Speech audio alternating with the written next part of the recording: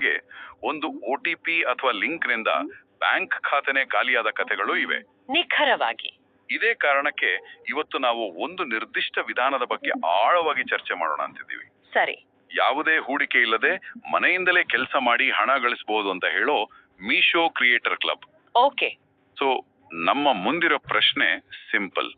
ಇದು ನಿಜವಾಗ್ಲೂ ಕೆಲಸ ಮಾಡುತ್ತಾ? ಇದರ ಹಿಂದಿನ ಸಿಸ್ಟಮ್ ಏನು? ಬನ್ನಿ ಈ ಆನ್ಲೈನ್ ಗಳಿಕೆಯ ಹಾದಿಯನ್ನ ಒಟ್ಟಿಗೆ ವಿಶ್ಲೇಷಿಸೋಣ. ಖಂಡಿತ. ಮೊದಲಿಗೆ ಒಂದು ವಿಷಯ ಸ್ಪಷ್ಟಪಡಿಸಬೇಕು. ಏನು? ಈ ಮೀಶೋ ಕಾರ್ಯಕ್ರಮ ಅಂದ್ರೆ ಅದು ಹಿಂದೆ ಇದ್ದ ಹಾಗೆ ಮೀಶೋದಲ್ಲಿ ಸೀರೆ ಅಥವಾ ಬೇರೆ ವಸ್ತುಗಳನ್ನ ತಗೊಂಡು ಅದಕ್ಕೆ ನಮ್ಮ ಲಾಭ ಸೇರಿಸಿ ವಾಟ್ಸ್ಆಪ್ ಗ್ರೂಪ್ಗಳಲ್ಲಿ ಮಾರುದು. ಆ ತರಹದ ಮಾಡೆಲ್ ಅಲ್ಲ. ಓ, ಅಂದ್ರೆ ಇದು ರೀಸೆಲ್ಲಿಂಗ್ ಅಲ್ಲ? ಅಲ್ಲ, ಅದು ಕೂಡ ಒಂದು ವಿಧಾನ. ಆದ್ರೆ ನಾವು ಇಂದು ಚರ್ಚಿಸ್ತಿರೋದು ಅದಕ್ಕಿಂತ ಸಂಪೂರ್ಣವಾಗಿ ಬೇರೆ. ಸರಿ, ಹಾಗಾದ್ರೆ ಆ ವ್ಯತ್ಯಾಸವಾದ್ರೂ ಏನು? ಯಾಕಂದ್ರೆ ಜನರಿಗೆ ಮೀಶೋ ಅಂದ್ರೆ ರೀಸೆಲ್ಲಿಂಗ್ ಅನ್ನೋದೇ ತಲೆಯಲ್ಲಿ ಕೂತಿದೆ. ಇಲ್ಲೇ ನೋಡಿ ದೊಡ್ಡ ಬದಲಾವಣೆ ಇರೋದು. ಇದು ಮರುಮಾರಾಟ ಅಲ್ಲ, ಇದು ಪಕ್ಕಾ ಅಫಿಲಿಯೇಟ್ ಮಾರ್ಕೆಟಿಂಗ್. Affiliate marketing? ಹೌದು. ಅಂದ್ರೆ ಇಲ್ಲಿ ನಾವು ಯಾವುದೇ ವಸ್ತುವನ್ನು ಖರೀದಿಸಲ್ಲ, ಸ್ಟಾಕ್ ಇಟ್ಕೊಳ್ಳಲ್ಲ. ನಮ್ ಜವಾಬ್ದಾರಿ ಏನೂ ಇರಲ್ವಾ? ನಮ್ಮ ಕೆಲಸ ಕೇವಲ ಪ್ರಚಾರ ಮಾಡೋದು. ನಾವು ಒಂದು ಪ್ರಾಡಕ್ಟ್ ಅನ್ನು ನಮ್ಮ ಸೋಷಿಯಲ್ ಮೀಡಿಯಾ ಫಾಲೋವರ್ಸ್ಗೆ ರೆಕಮೆಂಡ್ ಮಾಡ್ತೀವಿ. ಸರಿ. ಅವರು ನಾವು ಕೊಟ್ಟಿರೋ ಸ್ಪೆಷಲ್ ಲಿಂಕ್ ಬಳಸಿ ಆ ವಸ್ತುವನ್ನು ಖರೀದಿಸಿದ್ರೆ ಮೀಶೋ ನಮ್ಗೆ ಅದ್ರ ಮೇಲೆ ಒಂದು ಕಮಿಷನ್ ಕೊಡುತ್ತೆ, ಅಷ್ಟೇ. ಅಂದ್ರೆ ನಾವು ಇಲ್ಲಿ ಮಾರಾಟಗಾರರಲ್ಲ, ಬದಲಿಗೆ ಪ್ರಾಡಕ್ಟ್ ಮತ್ತು ಗ್ರಾಹಕರ ನಡುವಿನ ಒಂದು ಸೇತುವೆ ತರ. ಹೌದಲ್ವಾ? ಕರೆಕ್ಟ್. ಅದ್ಭುತವಾಗಿ ಹೇಳ್ರಿ. ನಮ್ಮ ಪ್ರಭಾವ ಮತ್ತು ವಿಶ್ವಾಸಾರ್ಹತೆಯೇ ಇಲ್ಲಿ ನಮ್ಮ ಬಂಡವಾಳ. ಓಕೆ. ಇಲ್ಲಿ ಶೂನ್ಯ ಹೂಡಿಕೆ ಅನ್ನೋದು ಕೇವಲ ಹಣಕ್ಕೆ ಮಾತ್ರ ಅಲ್ಲ, ಸಮಯ, ಶ್ರಮ ಬಿಟ್ರೆ ನೀವು ಯಾವುದೇ ಫೈನಾನ್ಷಿಯಲ್ ರಿಸ್ಕ್ ತಗೋತಿಲ್ಲ. ಹೌದು, ಇದು ತುಂಬಾ ಮುಖ್ಯವಾದ ಪಾಯಿಂಟ್. ಇದೇ ಅಂಶ ಇದನ್ನ ಬೇರೆ ಆನ್ಲೈನ್ ವಂಚನೆಗಳಿಂದ ಬೇರ್ಪಡಿಸುತ್ತೆ. ನಿಜವಾದ ಅವಕಾಶಗಳು ನಿಮ್ಮ ಟ್ಯಾಲೆಂಟ್ ಕೇಳುತ್ತೆ ಹೊರತು ನಿಮ್ಮ ಹಣವನ್ನಲ್ಲ. ಸರಿ, ಈ ಕಾನ್ಸೆಪ್ಟ್ ಕ್ಲಿಯರ್ ಆಯ್ತು. ಈಗ ಯಾರಾದ್ರೂ ಇದನ್ನ ಶುರು ಮಾಡ್ಬೇಕು ಅನ್ಕೊಂಡ್ರೆ ಪ್ರಾಸೆಸ್ ಏನು? ಸುಲಭ ಇದೆಯಾ? ಪ್ರಕ್ರಿಯೆ ಅದು ಆಶ್ಚರ್ಯ ಎನಿಸುವಷ್ಟು ಸರಳವಾಗಿದೆ. ಆದ್ರೆ ಕೆಲವು ಸ್ಟೆಪ್ಸ್ ಗಳನ್ನ ಕರೆಕ್ಟ್ ಆಗಿ ಫಾಲೋ ಮಾಡಬೇಕು. ಓಕೆ. ನಮ್ಗೆ ಬೇಕಾಗಿರೋದು ಎರಡೇ ವಿಷಯ. ಒಂದು ಮೀಶೋ ಆಪ್, ಇನ್ನೊಂದು ಇನ್ಸ್ಟಾಗ್ರಾಮ್ ನಂಥ ಒಂದು ಸೋಷಿಯಲ್ ಮೀಡಿಯಾ ಅಕೌಂಟ್. ಇನ್ಸ್ಟಾಗ್ರಾಮ್ ನಲ್ಲಿ ಮೀಶೋ ಕ್ರಿಯೇಟರ್ ಕ್ಲಬ್ ಅಂತ ಸರ್ಚ್ ಮಾಡಿದ್ರೆ ಆಯ್ತಾ? ಯಾಕಂದ್ರೆ ಈ ತರದ ಫೇಮಸ್ ಹೆಸರುಗಳಲ್ಲಿ ನಕಲಿ ಖಾತೆಗಳಿರ್ತಾವಲ್ಲ. ಬಹಳ ಮುಖ್ಯವಾದ ಪ್ರಶ್ನೆ. ಮೂಲ ವಿಡಿಯೋದಲ್ಲಿ ಕೂಡ ಈ ಬಗ್ಗೆ ಎಚ್ಚರಿಕೆ ಕೊಟ್ಟಿದ್ದಾರೆ. ಹೌದು, ನಕಲಿ ಖಾತೆಗಳು ಖಂಡಿತ ಇರ್ತವೆ. ಅದಕ್ಕೆ ಸುಮಾರು 70,000ಕ್ಕೂ ಹೆಚ್ಚು ಫಾಲೋವರ್ಸ್ ಇರೋ ಅಧಿಕೃತ ವೆರಿಫೈಡ್ ಖಾತೆ ಯಾವುದು ಅಂತ ನೋಡಿ ಅದನ್ನೇ ಫಾಲೋ ಮಾಡಬೇಕು. ಸರಿ. ಆ ಪೇಜ್ಗೆ ಹೋದ್ಮೇಲೆ ಅವರ ಬಯೋದಲ್ಲಿ ಅಥವಾ ಸ್ಟಾರ್ಟ್ ಹಿಯರ್ ಅಂತ ಒಂದು ಹೈಲೈಟ್ ಇರುತ್ತೆ. ಅಲ್ಲಿ ಜಾಯಿನ್ ನೌ ಲಿಂಕ್ ಸಿಗುತ್ತೆ. ಅಲ್ಲಿಂದ ರಿಜಿಸ್ಟ್ರೇಷನ್ ಶುರು. ಓಕೆ. ರಿಜಿಸ್ಟ್ರೇಷನ್ ಟೈಮ್ ಅಲ್ಲಿ ಒಂದು ಮುಖ್ಯವಾದ ಸ್ಟೆಪ್ ಇದೆ ಅಂತ ಕೇಳಿದ್ದೀನಿ. ನಮ್ಮ ಇನ್ಸ್ಟಾಗ್ರಾಮ್ ಅಕೌಂಟ್ ಅನ್ನು ಪ್ರೈವೇಟ್ ಇಂದ ಪ್ರೊಫೆಷನಲ್ ಅಥವಾ ಕ್ರಿಯೇಟರ್ ಅಕೌಂಟ್ಗೆ ಚೇಂಜ್ ಮಾಡಬೇಕು ಅಂತ. ಹೌದು. ಅದ್ಯಾಕೆ? ಅದರ ಹಿಂದಿನ ಲಾಜಿಕ್ ಏನು? ಇದು ಕೇವಲ ಮೀಶೋದ ರೂಲ್ ಅಲ್ಲ, ಇದು ಇಡೀ ಕ್ರಿಯೇಟರ್ ಎಕಾನಮಿಯ ಬೇಸ್. ಓ, ಹಾಗಾ? ನಿಮ್ಮ ಅಕೌಂಟ್ ಅನ್ನು ಪ್ರೊಫೆಷನಲ್ ಆಗಿ ಬದಲಾಯಿಸಿದಾಗ ಇನ್ಸ್ಟಾಗ್ರಾಮ್ ನಿಮಗೆ ಕೆಲವು ಪವರ್ಫುಲ್ ಟೂಲ್ಸ್ ಕೊಡುತ್ತೆ. ಅದರಲ್ಲಿ ಮುಖ್ಯವಾದದ್ದು ಇನ್ಸೈಟ್ಸ್. ಇನ್ಸೈಟ್ಸ್? ಹೌದು. ಅಂದ್ರೆ ವಿಶ್ಲೇಷಣೆ? ಹೌದು. ನಿಮ್ಮ ಪೋಸ್ಟ್ ಎಷ್ಟು ಜನ ನೋಡಿದ್ದಾರೆ, ಯಾವ ಊರಿನವರು, ಯಾವ ವಯಸ್ಸಿನವರು, ನಿಮ್ಮ ಫಾಲೋವರ್ಸ್, ಯಾವ ಕಂಟೆಂಟ್ಗೆ ಹೆಚ್ಚು ರೆಸ್ಪಾನ್ಸ್ ಬರ್ತಿದೆ, ಈ ಎಲ್ಲಾ ಡೇಟಾ ನಿಮ್ಗೆ ಸಿಗುತ್ತೆ. ಓ, ಹಾಗಾದ್ರೆ ಇದು ಸುಮ್ನೆ ರೀಲ್ಸ್ ಹಾಕೋ ತರಹ ಅಲ್ಲ, ಇದೊಂದು ಡೇಟಾ ಡ್ರಿವನ್ ಬಿಸ್ನೆಸ್ ಇದ್ದ ಹಾಗೆ. ನಿಖರವಾಗಿ. ನಮ್ಮ ಆಡಿಯನ್ಸ್ ಅನ್ನ ಅರ್ಥ ಮಾಡ್ಕೊಂಡು ಅವ್ರಿಗೆ ಇಷ್ಟ ಆಗೋ ತರದ ಪ್ರಾಡಕ್ಟ್ ಪ್ರಮೋಟ್ ಮಾಡೋಕೆ ಈ ಡೇಟಾ ಹೆಲ್ಪ್ ಮಾಡುತ್ತೆ. ಕರೆಕ್ಟ್. ಆ ಒಂದು ಸಣ್ಣ ಬದಲಾವಣೆ ನಿಮ್ಮ ಮನಸ್ಥಿತಿಯನ್ನೇ ಬದಲಾಯಿಸುತ್ತೆ. ನೀವು ಕೇವಲ ಕಂಟೆಂಟ್ ಪೋಸ್ಟ್ ಮಾಡುವವರಾಗಿ ಉಳಿಯಲ್ಲ, ನೀವು ಒಬ್ಬ ಸಣ್ಣ ಉದ್ಯಮಿಯಾಗಿ, ಸ್ಟ್ರಾಟಜಿಸ್ಟ್ ಆಗಿ ಯೋಚನೆ ಮಾಡೋಕೆ ಶುರು ಮಾಡ್ತೀರಿ. ಸೂಪರ್. ಸರಿ, ಅಕೌಂಟ್ ಎಲ್ಲ ರೆಡಿ ಆಯ್ತು. ಈಗ ಅಸಲಿ ವಿಷಯಕ್ಕೆ ಬರೋಣ. ಹಣ ಗಳಿಸೋ ಪ್ರಕ್ರಿಯೆ ಹೇಗೆ? ಮೂಲದಲ್ಲಿ 2 ಪ್ಲಾಟ್ಫಾರ್ಮ್ ಬಗ್ಗೆ ಹೇಳಿದ್ದಾರೆ, ಇನ್ಸ್ಟಾಗ್ರಾಮ್ ಮತ್ತು ಯೂಟ್ಯೂಬ್. ಇನ್ಸ್ಟಾಗ್ರಾಮ್ ಇಂದ ಶುರು ಮಾಡೋಣ. ಆಯ್ತು. ಇನ್ಸ್ಟಾಗ್ರಾಮ್ ನಲ್ಲಿ ಪ್ರಾಸೆಸ್ ತುಂಬಾ ಇಂಟ್ರೆಸ್ಟಿಂಗ್ ಆಗಿದೆ. ಮೊದಲು ನೀವು ಪ್ರಚಾರ ಮಾಡೋಕೆ ಇಷ್ಟಪಡೋ ಪ್ರಾಡಕ್ಟ್ ಬಗ್ಗೆ ಒಂದು ರೀಲ್ ಮಾಡ್ತೀರಿ. ಉದಾಹರಣೆಗೆ ನೀವು ಮೀಶೋದಿಂದ ತಗೊಂಡ ಒಂದು ಕುರ್ತಾ ಬಗ್ಗೆ ಒಂದು ಪ್ರಾಮಾಣಿಕ ವಿಮರ್ಶೆ ಕೊಡೋ ವಿಡಿಯೋ. ಓಕೆ, ವಿಡಿಯೋ ಪೋಸ್ಟ್ ಆಯ್ತು.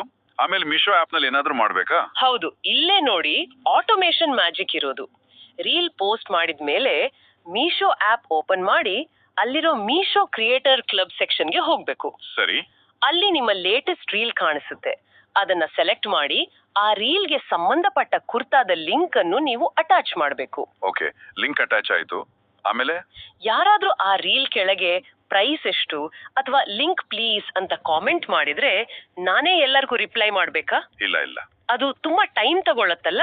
ಇಲ್ಲ ಇಲ್ಲ, ಇದರ ಬೆಸ್ಟ್ ಪಾರ್ಟ್ ಇರೋದು, ಒಮ್ಮೆ ನೀವು ಲಿಂಕ್ ಅನ್ನ ಕರೆಕ್ಟ್ ಆಗಿ ಅಟ್ಯಾಚ್ ಮಾಡಿದ್ರೆ ಸಿಸ್ಟಮ್ ಆಟೋಮ್ಯಾಟಿಕಲಿ ಕೆಲಸ ಮಾಡುತ್ತೆ. ಹೇಗೆ? ಯಾರೇ ಆಗ್ಲಿ ನಿಮ್ಮ ರೀಲ್ಗೆ ಲಿಂಕ್, ಪ್ರೈಸ್, ಡೀಟೇಲ್ಸ್ ಈ ತರದ ಕೀವರ್ಡ್ ಬಳಸಿ ಕಾಮೆಂಟ್ ಮಾಡಿದ್ರೆ ಅಥವಾ ನಿಮ್ಗೆ ಡೈರೆಕ್ಟ್ ಮೆಸೇಜ್ ಕಳಿಸಿದ್ರೆ ಕೆಲವೇ ಸೆಕೆಂಡ್ಗಳಲ್ಲಿ ಮೀಶೋದ ಸಿಸ್ಟಮ್ ಅವರಿಗೆ ಆ ಪ್ರಾಡಕ್ಟ್ ನ ಅಫಿಲಿಯೇಟ್ ಲಿಂಕ್ ಅನ್ನು ಆಟೋಮ್ಯಾಟಿಕ್ ಆಗಿ ಕಳಿಸುತ್ತೆ.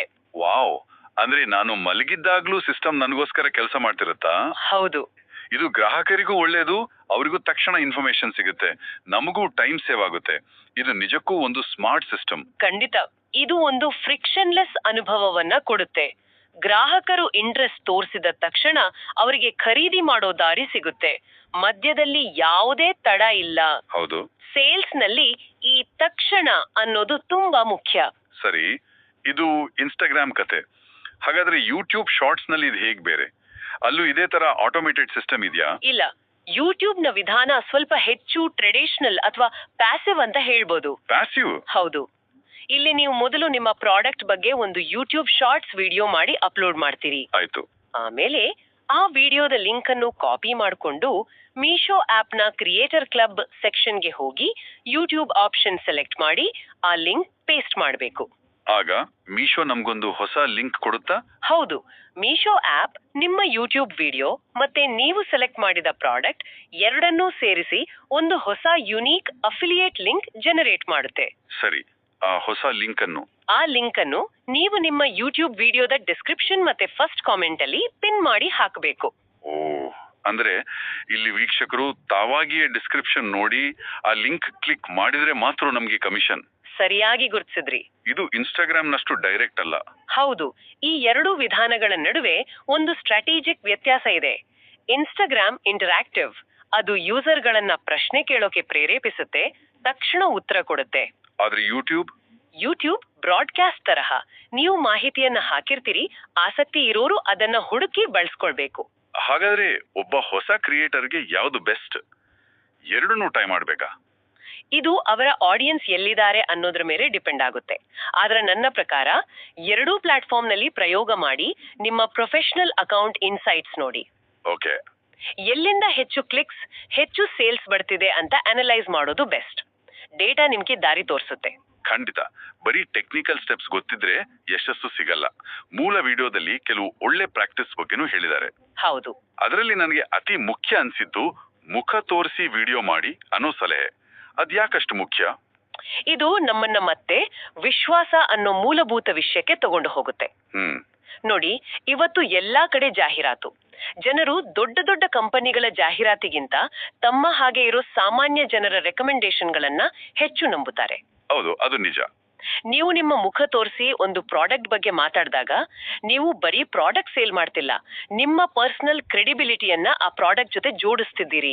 ಇದಕ್ಕೆ ಪ್ಯಾರಾಸೋಷಿಯಲ್ ರಿಲೇಶನ್ಶಿಪ್ ಅಂತಾರಲ್ಲ, ಆತರ.